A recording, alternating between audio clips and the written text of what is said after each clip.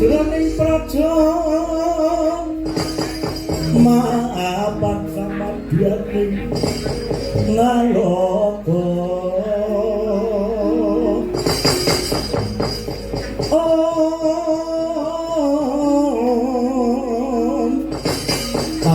tambur sesaden den garuda miwah kondo warna-warna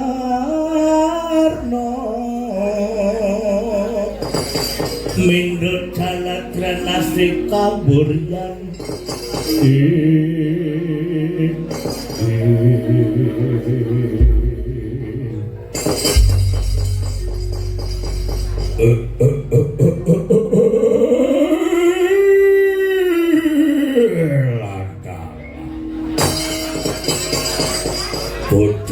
bodreng partoko labris lanat pelakune podo bodrengan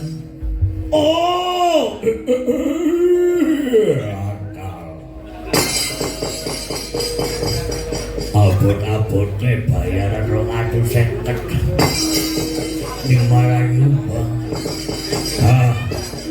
rawe-rawe lantas malang-malang podo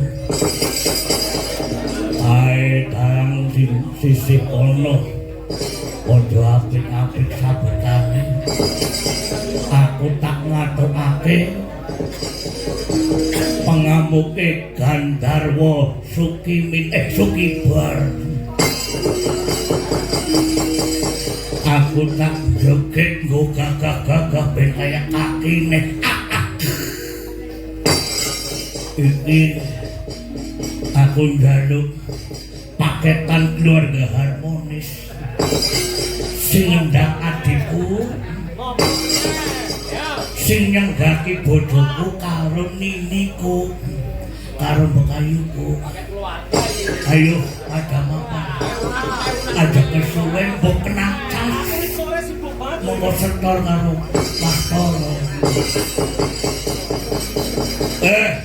Mang ojo girang-girang gemuyu anggonmu bisa ngasrake Perpadya Bala iki Gandarwa Sukibar mata ajik gak sayuta lakon ora mamprot nyawamu tak sembah idel-idelan para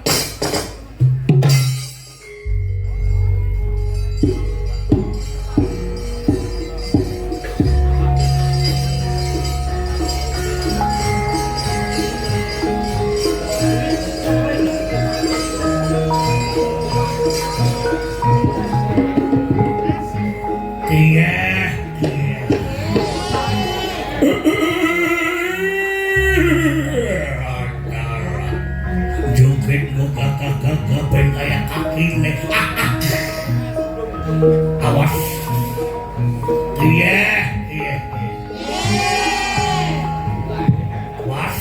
awas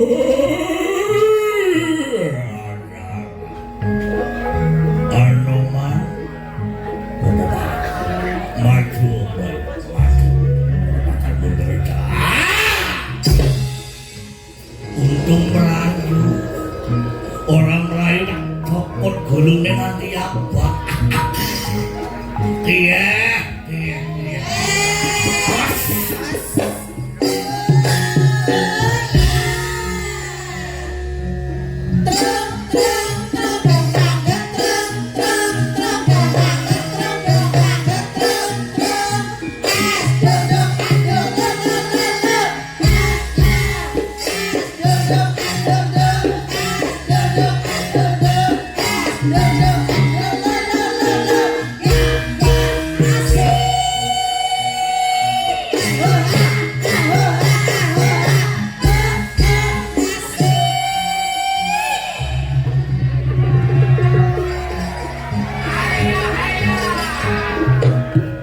bae nini neng. Mengotak samoni neng nini neng. Iya, Sur. Samoni dong.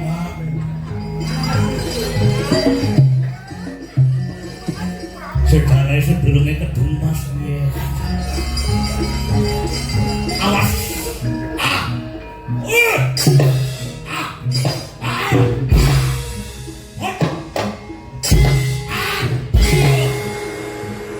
Sebisan maning go gagak pengen kaki nih. Iya. Awas. Ayo sama-sama bareng-bareng. Iya.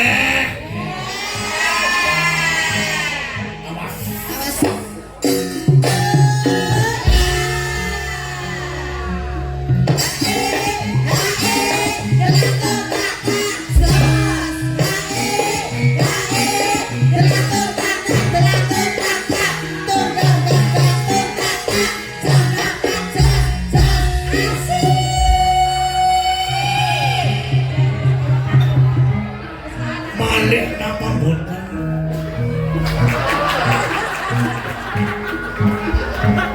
Angger manekane sama banyu.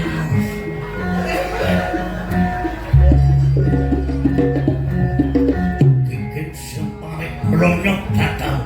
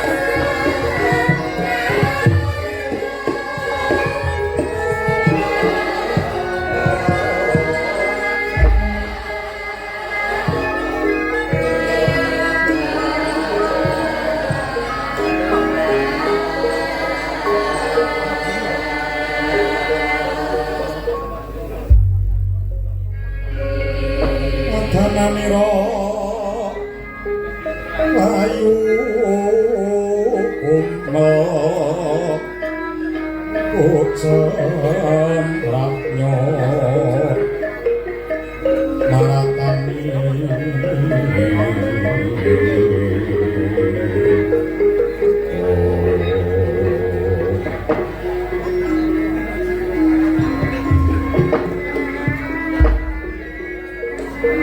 Wonten sewu Kakang Mas Purwaganti saha Kakang Mbok Candrawini kula ingkang rayi pun Candrawintang ingkang cumataka suwan wonten ing Kendari Sada tanpa piniji Yayi Candrawintang iya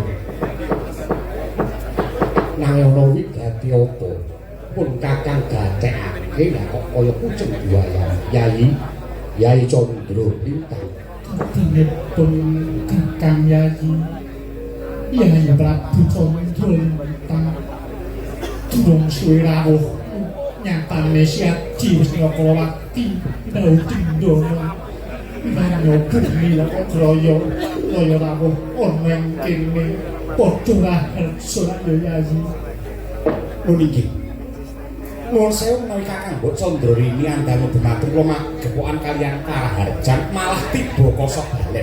Nuwun sewu. Kakang Mas Purwaganti. Yayi kepiye? Jumbo kaliyan pangandikanipun Kakang Mbok Candrawini bilih panggon samangke kula sampun Nyakrawati mbau dendho. Sumulih keprabon palengganipun Kanjeng Rama Prabu Candrasekar nanging jumbuh kaliyan pangandikanipun para pinter tiyang dados ratu menika sanes bebungah nanging amanah ingkang tegesipun anggadhahi tanggung jawab awrat tumrap banger bacin sarta goreh prongeng tiyang sak negari Hiranyabumi atur nuwun mohon sewu bilih palungguhan samangke negari Hiranyabumi dipun serang negari Ngastina kaliyan Tunggul Malaya ing sampun pidak jempol gedhek antuk ngrabosa wonten Hiranyabumi satemah dredak minggah Pancabakah kathah wadya bala lan prajurit Hiranyabumi ingkang sami dados layadar Kakang Mbok lan wonten bab malih ing saya ndadosaken kadhi sinebit-sebit jantung kula karana Kanjeng Rama Prabu Candrasekar sampun gugur wonten madyaning kabaratan Kakang Mbok.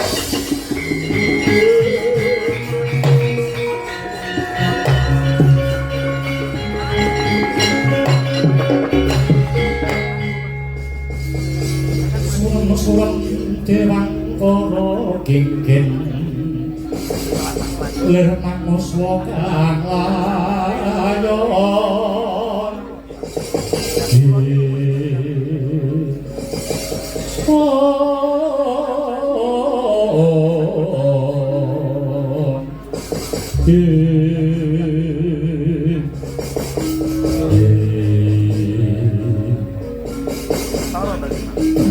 Pun Kakang Yayi Prabu ora nyono babar pisan Kanjeng Rama gugur nanging pagi menyok kabar iki lagi keprungu dening Mbak Ayu Waku. Aduh Kakang Mbok mila daya-daya kula sowan wonten ing Kendari Sada menika yektosipun badhe caos warta layu ing kados mekaten pramila gandheng negari Hiranyabumi menika semenipun badhe kajajah dening negari Tunggul Malaya sarta negari Ngastina supados ripalungguhan samangke ingkang rayi menika saged milujengaken dumateng diri kula pribadi pramila kula ngungsi gesang wonten ing Kendari Sada. Siramu mau kondo yen jenenge ratu dudu kanugrahan nanging ratu mula mujudake amanah sira wis saguh dadi tetalining negara tegese sira kuwi dadi ratu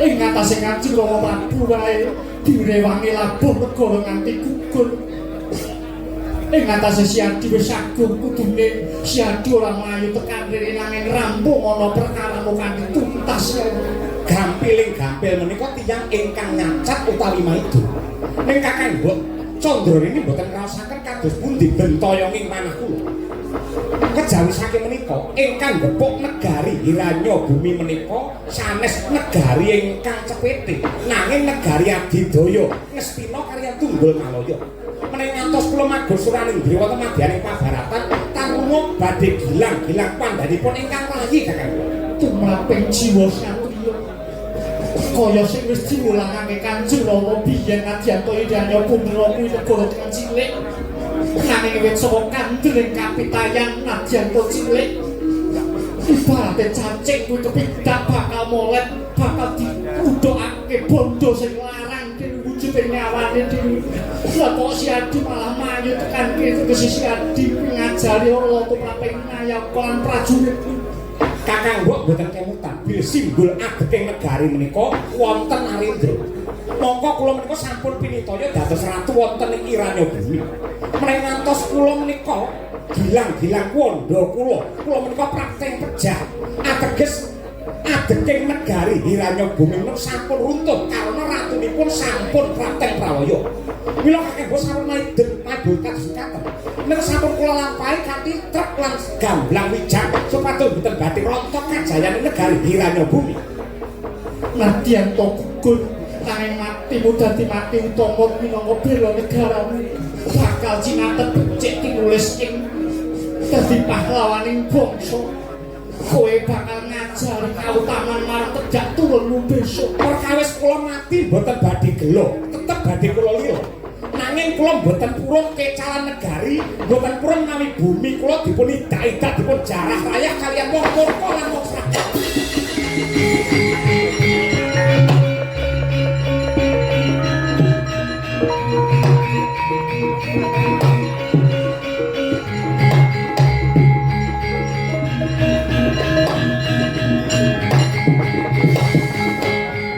Papang sinengkang wali sandang walikat bodek wong simbara jojo simbara jojo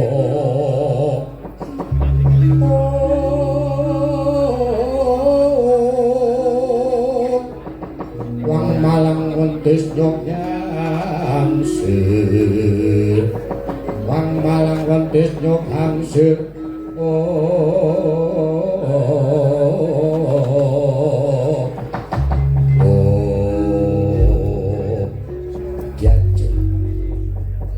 Gyajeng Candra sapa Candrarini lan Yayi Candralintang wis aja do pagidon anggonku meneng wae iki mau mergo ngenap pikir aku kudu wangsulan cara kepiye